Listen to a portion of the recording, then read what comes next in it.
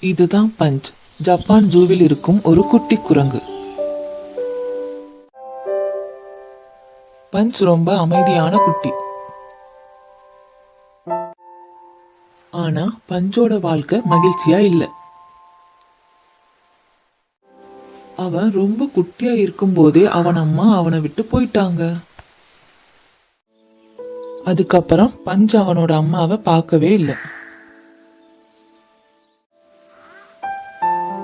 மற்ற குரங்களும் அவனை சேர்த்துக்கல. பஞ்ச விளையாட்டுல கூட யாரும் சேர்த்துக்கவே இல்லை. அதனால் பஞ்ச் தனியாவும் கொஞ்சம் பயந்துகிட்டு இருந்தான். பஞ்ச் அங்கே இங்கே சுற்றி சுற்றி பார்த்து கொண்டே இருந்தது. அவனுக்கு யாரையாவது அணைத்துக் கொள்ளணும் போல இருந்தது. யாராவது தன்னை அரவணைக்க மாட்டார்களா என்று ஏங்கியது. அதனால் ஜூவில் வேலை செய்பவர்கள் அவனுக்கு ஒரு பொம்மையை கொடுத்தார்கள். இது ஒரு குரங்கு பொம்மை.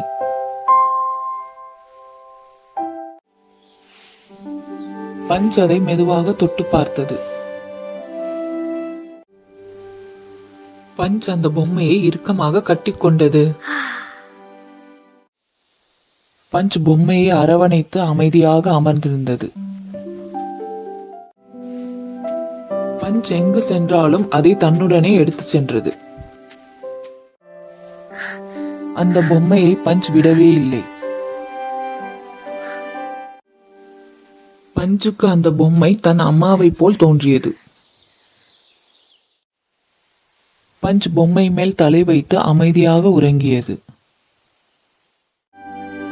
இப்போ பஞ்சுக்கு பொம்மைதான் எல்லாம் என்று ஆனது.